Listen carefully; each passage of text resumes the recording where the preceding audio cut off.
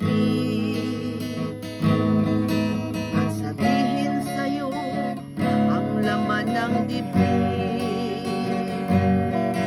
na mahal kita at wala nang iba. Saan mo't makikita sa aking mga mata. Di na kailangang ako ay tanungin, hindi na kailangang sa'yo ay bigkasin. Sa tuwing magkatama ang ating paningin,